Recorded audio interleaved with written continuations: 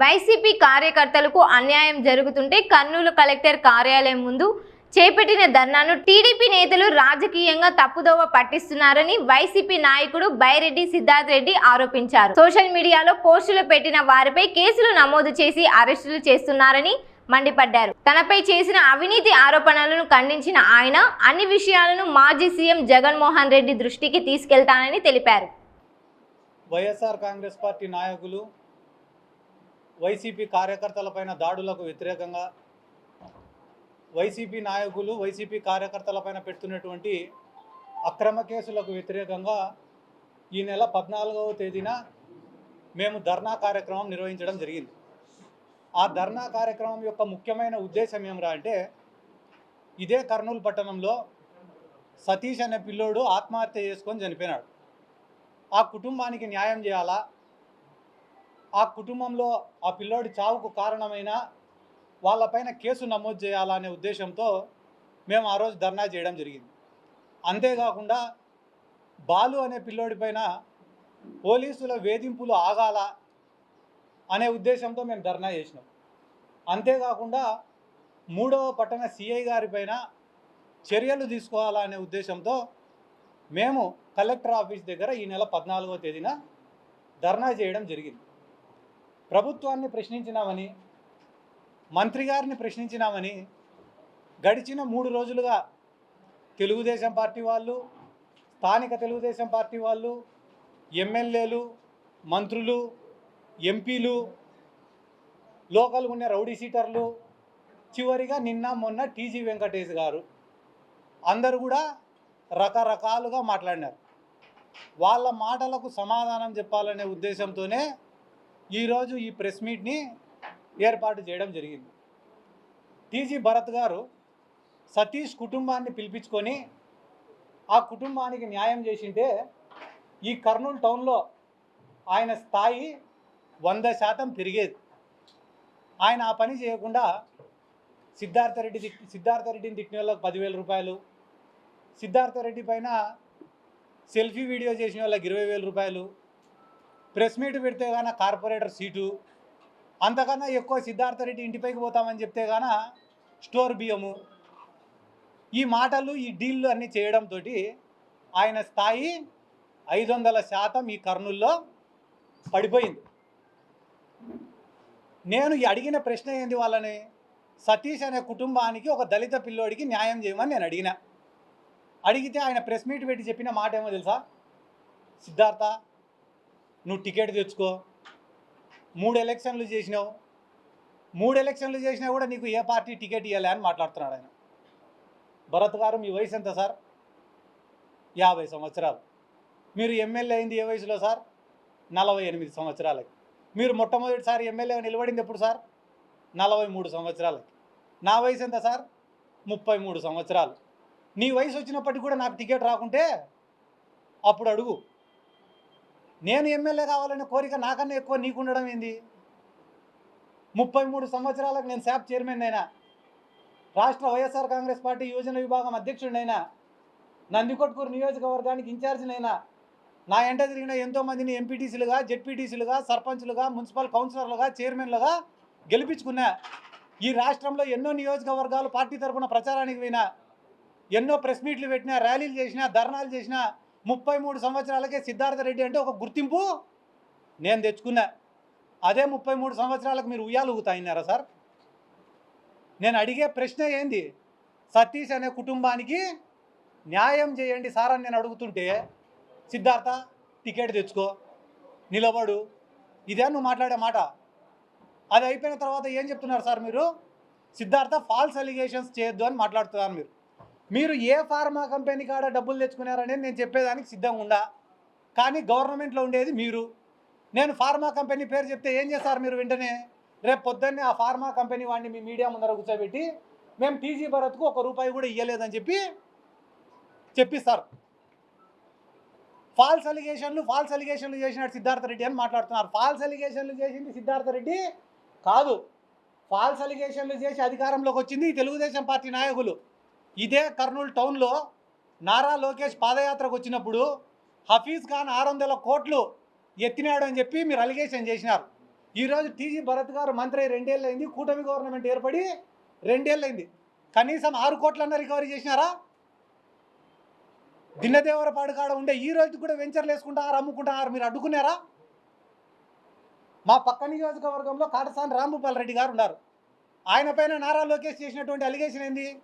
కబ్జాల కాటసాని రాంభూపాల్ రెడ్డి గారి చెరలో నుంచి ఈ రోజు వరకు మీరు ఎన్ని ఎకరాల భూమిని రికవరీ చేసినారు? ఎన్ని ఎకరాల భూమిని మీరు పేదవాళ్ళకు పంచినారు? గుండు 0. అంటే ఫేక్ అలిగేషన్లు చేసేది మీరేనా? అయిపోయిన తర్వాత ఆడ శ్రీశైలంకు పోయినారు. ఆడ ఉన్న శిల్పా చక్రపాణి రెడ్డికి ఒక పేరు పెట్టినారు, ఏమని? చీటింగ్ చక్రపాణి రెడ్డి అని పెట్టినారు. ఆయన పైన ఈ రోజు వరకు ఎన్ని చీటింగ్ కేసులు నమోదు చేసినారు? ఎన్ని 420 కేసులు నమోదు చేసినారు? చేయలేకపోయినారు. ఎందుకు చేయలేకపోయినారు? ఆ రోజు ఓట్ల కోసం ఆయన పైన కూడా ఫేక్ అలిగేషన్స్ చేసినారు కాబట్టి. ఆడదాం ఆంధ్రాలో సిద్ధార్థ రెడ్డి 400 కోట్లు ఎత్తినాడంట. ఇది ఒకరోజు ఆర్టికల్. రెండో రోజు ఆడదాం ఆంధ్రాలో సిద్ధార్థ రెడ్డి 200 కోట్లు ఎత్తినాడంట. ఒకరోజు 100 కోట్లు ఎత్తినాడంట. అన్నీ అయిపోయి లాస్ట్కి ఈరోజు ఏమి ఇచ్చినారు? విజిలెన్స్ వాడు 40 కోట్ల అవకతవకలు జరిగినాయి కాబట్టి సిద్ధార్థ రెడ్డి పైన కానీ మినిస్టర్ గారి పైన కానీ క్రిమినల్ చర్యలు తీసుకోవాలంట.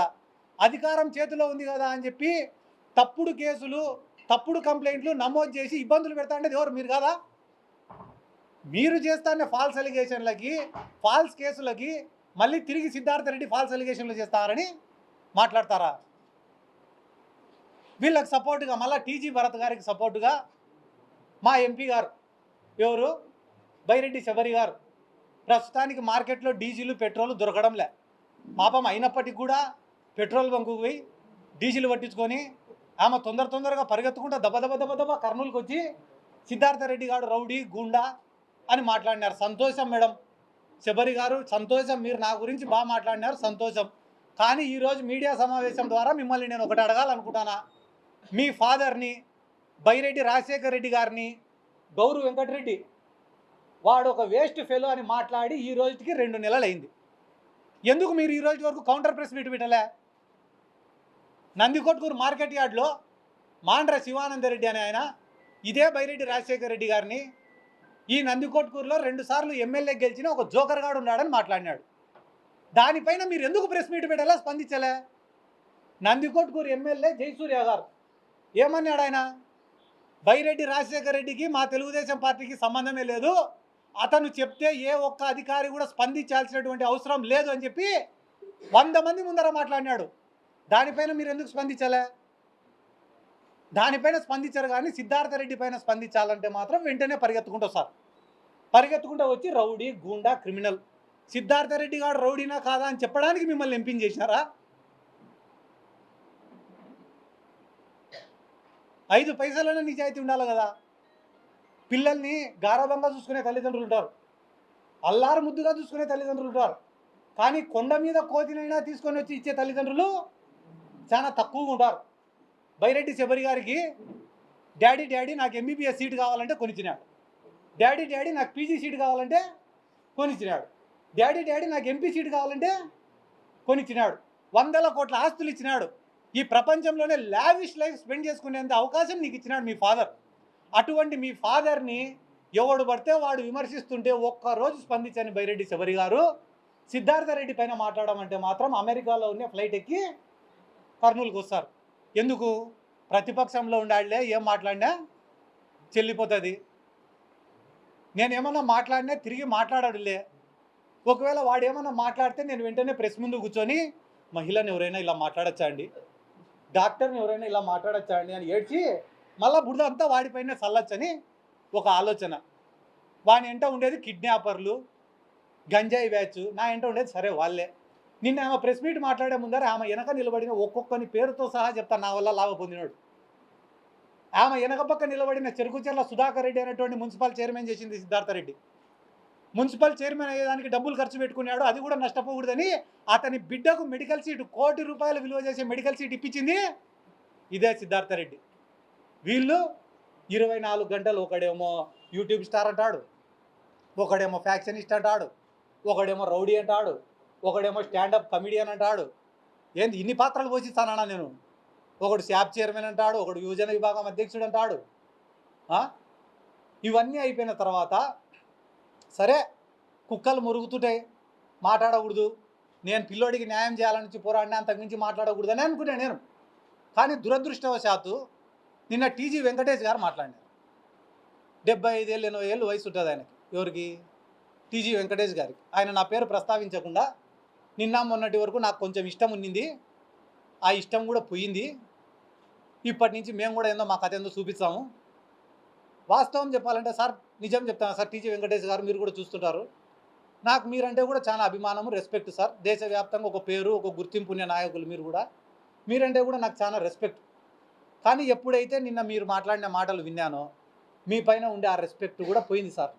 మీకు ఎట్టయితే నా మీద ఇష్టం పోయిందో మీ పైన రెస్పెక్ట్ కూడా నాకు పోయింది.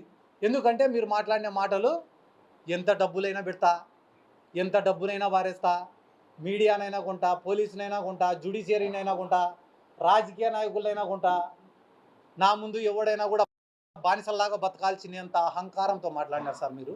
మీ వయసుకు మీరు మాట్లాడే మాటలు కానే కాదు. పిల్లల మేమేమైనా మాట్లాడుకోవచ్చు, అట్లీస్ట్ మీ కొడుకైనా మాట్లాడవచ్చు, కానీ సార్ మీరు మాట్లాడే మాటలు కానే కాదు సార్. ఏమంటున్నారు సార్ మీరు? రాయలసీమలో మీసాలు తిప్పుకొని తిరిగిన వాళ్ళు కూడా నా ముందర మీసాలు దించుకున్నారంట.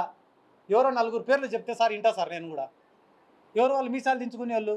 బైరెడ్డి రాజశేఖర రెడ్డే, మా కాటసాని రాంభూపాల్ అన్ననా, లేకుంటే మా ఎదురు విష్ణు అన్ననా, లేకుంటే కేఈ ప్రభాకర్ గారా? ఎవరు వాళ్ళు? మీసాలు దించుకునే వాళ్ళు ఎవరు సార్? పేర్లు ఉంటాయి కదా, చెప్పొచ్చు కదా పేర్లు కూడా. అంత మాట అన్నోళ్ళు నాకు తెలిసి మీ ముందర కిందికి దించుకొని మీసాలు దించుకొని ఉండేది ఒకటే ఆయన్నే, ఆయన సోమిశెట్టి వెంకటేశ్వర్లు. ఆయనకు మీసాలు లేవు. కాబట్టి ఇంతగా మీరు ఒక విమర్శను తీసుకోలేని స్థాయిలో ఉంటే ఎట్టా సార్? టీజీ భరత్ గారు ఈరోజు రాష్ట్రానికి మంత్రి సార్. ఆయన ఒక రాష్ట్రానికి మంత్రి ఏం చేస్తున్నాడో తెలుసా సార్? ఈరోజు కర్నూలులో ఆయన సోషల్ మీడియా, ఫేస్బుక్లో, ఇన్స్టాగ్రామ్లో ఆయన పైన ఎవరైనా కామెంట్లు పెడితే, ఆయన పరిపాలన పైన ఎవరైనా కామెంట్లు పెడితే వెంటనే మనుషుల్ని పంపించి తన్నియడము, ఆ మనుషుల్ని ఎత్తుకొని వచ్చి పోలీస్ స్టేషన్లలో ఐటీ కేసు పెట్టడం. ఏ స్టేషన్లో నమోదు కాలేదు. నిన్నగాక మన తాండ్రపాడు పిల్లోడిని కొట్టారు, డోన్ నియోజకవర్గానికి సంబంధించినోడు. మొన్న కిమ్స్ హాస్పిటల్లో పనిచేసే పిల్లోడు, ఆ పిల్లోడు రారా మాట్లాడు అంటే కానీ సార్ ఆడ సార్ చిన్న ప్రాణం నన్ను చంపుతారు సార్ అట్లా. అమాయకుల్ని, పేదవాళ్ళని కొట్టే బతికేది, భయపించే బతికేది. దానాలు ధర్మాలు చేసినామంటారు. ఏమంటారు? దానాలు ధర్మాలు. 1000 కోట్లు ఉండేటోడు 1 కోటి రూపాయలు ఖర్చు పెట్టడం పెద్ద పని అన్న? నా జేబులో 1 కోటి రూపాయలు ఉంటే 2 కోట్లైనా ఖర్చు పెడతాను నా పక్కన ఉండేటోడిని కాపాడుకోవడం కోసం. అది గొప్పనా? ఇది గొప్పనా? ఒకడి దగ్గర తగ్గడం వల్ల నేను 2 ఏళ్ళు ఎక్కువ బతికేది లేదు. 10 మందికి ఎదురు తిరగడం వల్ల నేను 2 ఏళ్ళ ముందరే చచ్చిపోయేది లేదు. దేవుడు ఎన్ని రోజులు రాసింటే అన్ని రోజులే బతుకుతా. చిన్నప్పుడే నేను నేర్చుకునే ఒక మాట ఏందిరా అంటే, బలవంతుడి పక్క నిలబడితే నీ జీవితం సుఖంగా ఉంటుందంట, సంతోషంగా ఉంటుందంట, ఎటువంటి ఇబ్బందులు ఉండవంట, జీవితం సాఫీగా గడిచిపోతుందంట బలవంతుడి పక్క నిలబడితే. కానీ ఈ సమాజం నిన్ను గుర్తించదంట. అదే బలహీనుడి పక్క నిలబడితే కష్టాలు ఉంటాయి, అవమానాలు ఉంటాయి, బాధలు ఉంటాయి, ఇబ్బందులు ఉంటాయి. కానీ ఈ సమాజం ఏదో ఒక రోజు నువ్వు చచ్చిపోయే లోపల నిన్ను హీరోగా గుర్తిస్తారు. కష్టమో నష్టమో పోరాడడానికే సిద్ధపడినా నేను. అమ్ముడు పోయేటోళ్ళు ప్రతి దాంట్లో ఉండొచ్చు, మీడియాలో ఉండొచ్చు, పోలీసులలో ఉండొచ్చు, పొలిటికల్ లీడర్లలో ఉండొచ్చు, అన్ని దాంట్లలో అమ్ముడుపోయే వాళ్ళు ఉండొచ్చు. కానీ నిజాయితీగా బతికేటోళ్ళు కూడా ప్రతి దాంట్లో ఉంటారు, మీడియాలో కానీ, పోలీసులలో కానీ, రాజకీయ నాయకులలో కానీ, జీవితంలో కానీ. నేను ఏ కేటగిరీలోకి వస్తానో కూడా తొందరలో మీకే చెప్తా. మా కాడ 100ల కోట్ల ఆస్తులు ఉన్నాయని అంటున్నారు వాళ్ళు. నా కాడ ఏంది లేదు, 1 రూపాయి లేదు. నాకు ఉండేదంతా ఒకటే, జగన్మోహన్ రెడ్డి ఒక్కడే ఉన్నాడు. మళ్ళా చెప్తాను, ఎవరున్నారు? జగన్మోహన్ రెడ్డి ఒక్కడే ఉన్నాడు. వీళ్ళ బాధితులందరినీ కూడా జగన్మోహన్ రెడ్డి గారి దగ్గరికి నేను 100కి 100% నేను తీసుకొని పోతా. నేను జగన్ సార్ దగ్గర మాట తీసుకుంటా. ఎందుకు మాట తీసుకుంటా అంటానా అంటే, వీళ్ళు చెప్తానే మాట ఏమో తెలుసా? బయటికి మా పార్టీని గొడ్డలి పార్టీ అంటున్నారు, విమర్శిస్తున్నారు. కానీ లోపల మా పార్టీకి సంబంధించిన మాజీ ఎమ్మెల్యేలతో, మాజీ మంత్రులతో, టీటీడీకి సంబంధించిన వాళ్ళతో ప్రతి ఒక్కరితో వీళ్ళు కాంటాక్ట్లో ఉన్నారు. కాంటాక్ట్లో ఉండి వీళ్ళు ఏం చెప్తున్నారు? రేపు వైసీపీ వచ్చినా కూడా మా ఫ్యాక్టరీలకు కానీ, మా ఆస్తులకు కానీ, మా అవినీతికి కానీ ఎటువంటి ఇబ్బంది ఉండదని చెప్పి వాళ్ళు కాలర్ ఎగరేసుకొని చెప్తారంటే దానికి కారణం మా దాంట్లో కూడా కొంతమంది వాళ్ళతో టచ్లో ఉండారు కాబట్టి నేను ఎవరితో మాట్లాడాను, డైరెక్ట్ పోయి జగన్మోహన్ రెడ్డి గారితో మాట్లాడతా, ఆయన కాడనే విషయం తెలుసుకుంటా. ఆయన చెప్పిన తర్వాతనే ఇక్కడ ఉన్న బాధితుల్ని తీసుకొని పోతా. ఈ మొత్తం అంశాలపైన నాకు చాలా ఇచ్చినారు, ఇద్దరు డాక్యుమెంట్లు ఇచ్చినారు, పుస్తకాలు ఇచ్చినారు. ఆల్కలీస్ ఫ్యాక్టరీ పైన మాట్లాడన్నారు, ఈడ ఉన్న చైతన్య కాలేజీల పైన మాట్లాడమన్నారు, గోశాల భూములలో ఉండే ఖజానా జ్యువెలర్స్ గురించి మాట్లాడమన్నారు, వక్ఫ్ బోర్డు భూముల గురించి మాట్లాడమన్నారు, తుంగభద్ర నీళ్ళని ఎట్ట తీసుకుపోతారో మాట్లాడమన్నారు, ఆల్కలీస్ నుంచి వచ్చే వ్యర్థాలను ఏ రకంగా తుంగభద్ర కలుషితమవుతుందో మాట్లాడమన్నారు, పొలాలు ఎందుకు పండడం లేదో మాట్లాడమని చెప్పినారు, అదే రకంగా అక్కడ ఉన్న పశువులు ఏ రకంగా చచ్చిపోతారేమో మాట్లాడమని చెప్పినారు. అన్న వాళ్ళ మాఫియా సిద్ధార్థ రెడ్డి క్రిమినల్ అని మాట్లాడుతున్నారు కదా, నేను కనిపించే క్రిమినల్ అయితే వీళ్ళు కనపడని క్రిమినల్ అని చెప్పన్నా వాళ్ళ గురించి అని నాకు కొన్ని వందల మంది ఫోన్లు చేసి మాట్లాడమని చెప్తున్నారు. కానీ వాళ్ళేం ఆలోచిస్తున్నారు తెలుసా, రోజుకు 20 మందితో సిద్ధార్థ రెడ్డి గారిని తిట్టిస్తే నేను షెడ్యూల్ని వాళ్ళు మంచోళ్ళు అవుతారని అనుకుంటున్నారు. ఇది ఏ జనరేషన్ అన్న? మీ దెబ్బకు భయపడి ఎవరు మాట్లాడడం లేదేమో బయట, కానీ మీకున్న పెద్దరికాన్ని మొత్తం మీరు గడిచిన వారం రోజుల్లో పోగొట్టుకున్నారని కూడా ఈ సందర్భంగా తెలియజేసుకుంటూ ఈరోజు ఆహ్వానించిన వెంటనే ఇక్కడికి వచ్చిన విలేకరుల సోదరులకు అందరికీ కూడా నా ప్రత్యేక ధన్యవాదాలు తెలుపు సెలవు.